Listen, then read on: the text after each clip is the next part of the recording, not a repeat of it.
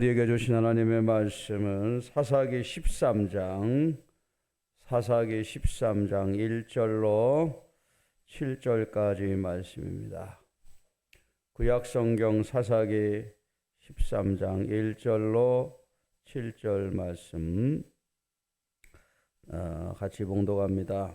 이스라엘 자손이 다시 여호와의 목전에 악을 행하였으므로 여호와께서 그들을 40년 동안 블레셋 사람의 손에 넘겨주시니라. 소라 땅의 단 지파의 가족 중에 마누아라 이름하는 자가 있더라. 그의 아내가 임신하지 못하므로 출산하지 못하더니 여호와의 사자가 그 여인에게 나타나서 그에게 이르시되 보라, 내가 본래 임신하지 못하므로 출산하지 못하였으나 이제 임신하여 아들을 낳으리니 그러므로 너는 삼과 포도주와 독주를 마시지 말며 어떤 부정한 것도 먹지 말지니라. 보라, 내가 임신하여 아들을 낳으리니 그의 머리 위에 삭도를 대지 말라.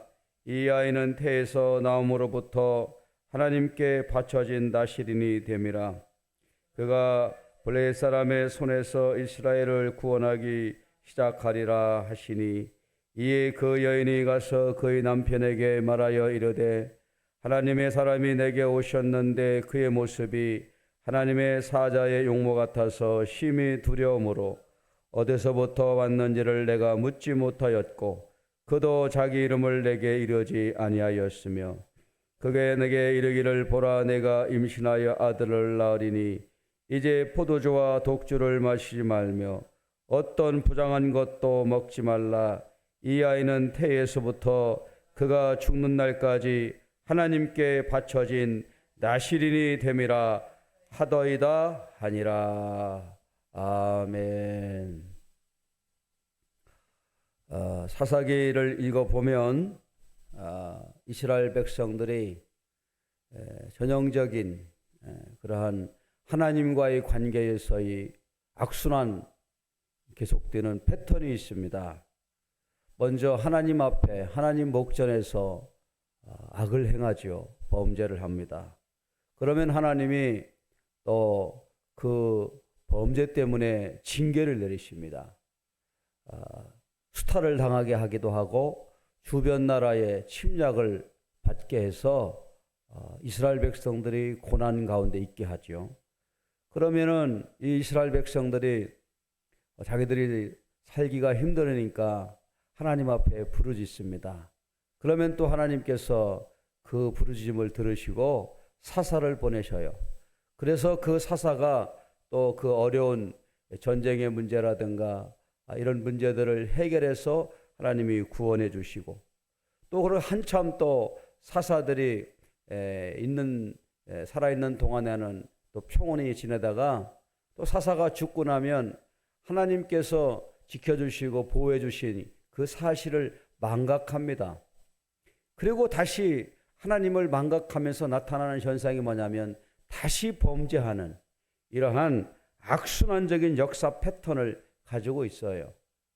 오늘 사사기 13장까지는 이런 악순환의 역사 패턴의 6번째 주기를 이제 맞이하게 되는데 6번째 주기에는 이 그동안의 패턴과 다른 것이 하나가 있는데 그게 뭐냐면 하나님 앞에 이스라엘 백성들이 부르짖지 않는다는 겁니다. 오늘 사사기 13장을 읽어보면 이스라엘 백성들이 블레셋으로부터 이 압박을 받은 지가 40년이 되었다라고 설명하고 있습니다. 자, 1절을 한번 읽어볼까요? 이스라엘 자손이 다시 여호와의 목전에 악을 행하였으므로 여호와께서 그들을 40년 동안 블레셋 사람의 손에 넘겨주시니라. 이스라엘 나라는 자기들이 하나님 앞에 바로 서지 못할 때마다 동서남북에 있는 그 각 나라들로부터 침입을 받아요. 이번에는 지중해 쪽에 있는 이 블레셋으로부터 이제 고통을 당하는데 40년이라는 긴 시간 동안의 고통을 받습니다. 그럼에도 불구하고 그동안에는 부르짖고 고통스러우면 하나님께서 그 기도를 들으셨는데 이제는 이 이스라엘 백성들이 아예 그 부르짖는 것 자체를 하지 않습니다.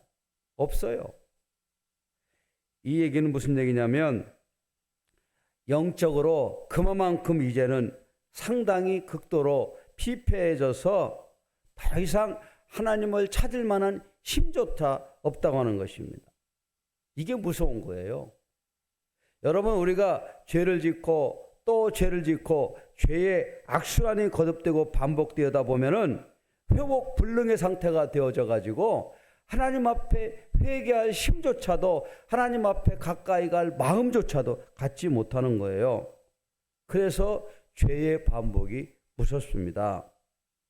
영적인 회복 불능의 상태가 되었었을 때에 하나님께서는 이 백성들을 이제 어떻게 해야 하나 하고 이 내용을 보니까 하나님은 이제 이 가운데 하나님이 태에서부터 사람을 택하셔요.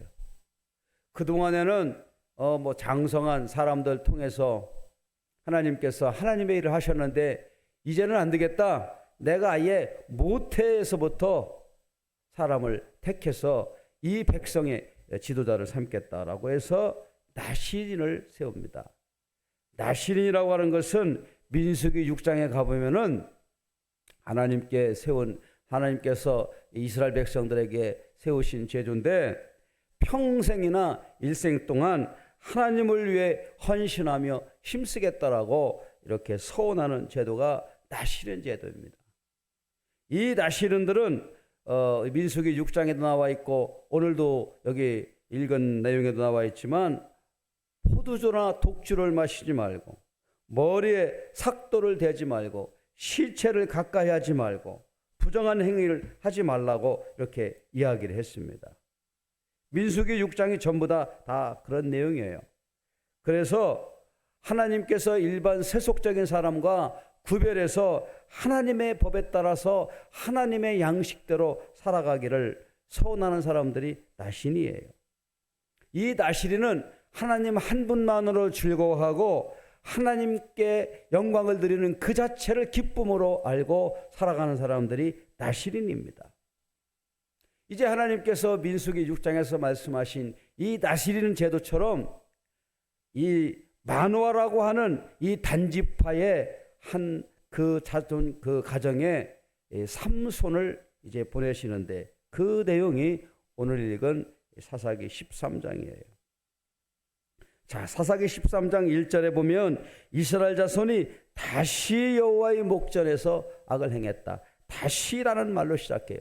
이 시작하면서부터 다시 역사가 바뀌고 블레셋으로부터 40년 동안 이스라엘이 고통을 당했는데 다시 여호와의 목전에서 악을 행하기 시작하며 이렇게 이야기하고 있습니다. 수많은 세월 동안 이스라엘 백성들은 반복적인 죄를 지어왔어요. 출애굽을 하면서 하나님께서는 이스라엘 백성들에게 가나안과 네 주변에 있는 사람들의 신을 섬기지 말아라. 그들과 같이 결혼하지 말아라. 그렇게 신신당부했음에도 불구하고 이스라엘 백성들은 그 소리를 귀담아 듣지 않았습니다. 결국 이 일을 통해서 느끼게 된 게 뭡니까? 인간의 삶에는 우상숭배의 뿌리가 아주 강하다라고 하는 걸 느낄 수가 있어요. 이들이 죄를 반복해서 짓는 이유는 우상숭배 때문에 그래요. 눈에 보이는 신들, 그 주변의 문화들에게 섞여 동화되어 버리는 이 일들. 그리고 이 우상숭배의 또 근본 뿌리는 뭐냐면 인간의 탐욕입니다. 인간의 욕심이에요. 인간 삶에 우상숭배의 뿌리가 얼마나 깊게 박혀 있는가를 우리가 볼 수가 있어요. 자, 이러한 것이 오늘 13장이 우리에게 주는 내용인데, 자, 2절 말씀 보겠어요. 소라 땅 단지파의 가족 중에 마노아라 이름하는 자가 있더라. 그의 아내가 임신하지 못하므로 출산하지 못하나. 하나님께서 이 마노아라는 사람 가정에 아이를 주지 않았어요. 얼마나 아이가 없는 가정은 애타게 아이를 기다리겠습니까? 그렇게 이 아이를 이제 기다리는 그 가운데에 하나님께서 그 가정에 찾아오셨어요. 자, 3절이죠. 시작.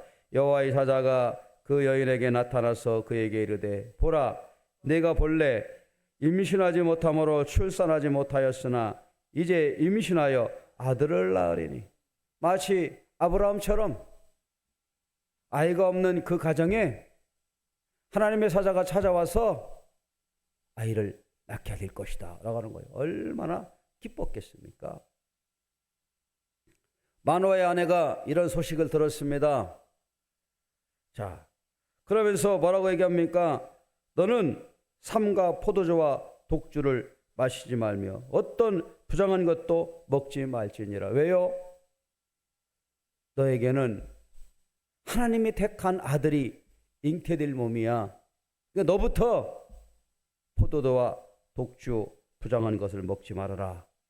하나님이 아이를 갖기 전부터 그 아이를 잉태할 그 산모에게 이렇게 구별시켜 주고 있습니다. 자, 그리고 아들을 낳게 되면 어떻게 하라고요? 5절. 보라, 내가 임신하여 아들을 낳으리니 그의 머리에 삭도를 대지 말라. 이 아이는 태에서부터 나옴으로부터 하나님께 바쳐진 나시린이 됨이라. 태어날 때부터 하나님 앞에 바쳐진 나시린이 될 거라는 얘기예요. 하나님이 구별해서 이 아이를 쓰시겠다고 하는 것입니다. 왜냐하면 그 당시 살아있는 사람들 중에는 이미 오염되고 하나님 앞에 쓰기가 적당하지 못하기 때문에 아예 하나님이 처음부터 만들어서 쓰시겠다고 하는 거예요. 그래서 그가 블레셋 사람의 손에서 이제 이스라엘을 구원하게 될 것이다. 이 소식을 들은 그의 남편이 야, 하나님께서 나에게 이런 말씀해 주셨어요 라고 그러니까 그 남편의 반응이 나오지요. 6절입니다. 시작. 이에 그 여인이 가서 그의 남편에게 말하여 이르되 하나님의 사람이 내게 오셨는데 그의 모습이 하나님의 사자의 용모 같아서 심히 두려움으로 어디서부터 왔는지를 내가 묻지 못하였고 그도 자기 이름을 내게 이르지 아니하였으며. 여러분 보십시오. 하나님은 하나님을 경외하는 자를 하나님이 찾으십니다. 블레셋으로부터 40년 동안 압박을 받아왔던 이 이스라엘 나라, 대부분의 많은 사람들이 하나님을 떠나고 우상을 섬기는 이 가운데에도 하나님께서는 하나님 백성으로 쓰실 사람을 남겨두셨어요. 엘리야가 바알 선지자들과 싸움에서 이겼습니다. 850명의 바알 선지자들을 죽였지만 엘리야가 뭐라고 그랬어요? 나 외에는 남은 자가 없습니다. 하나님, 제가 하나님을 섬기는 사람 혼자 남은 것 같습니다. 그럴 때 하나님께서 뭐라고 말씀하셨어요? 엘리야의 아니다. 아직 바알에게 무릎 꿇지 않은 7,000명이 더 있느니라 말씀하셨어요. 그렇습니다. 우리 눈에는 하나님의 사람이 없고 다 우상을 섬기는 사람같이 보일지라도 하나님은 하나님을 일을 위하여 준비하고 계셨어요. 그 사람들이 뭐냐면 마노아와 그의 아내예요. 하나님께서 그 아내를 찾아가서 아들이 낳을 것이다. 그 아이가 태어나면 포도주나 독주나 머리에 삭도를 대지 말고 이 아이를 구별시켜라 라고 말씀하셨어요. 자, 이 소식을 들은 마노아가 한 행동이 8절에 나오는데요. 같이 한번 읽어봅시다.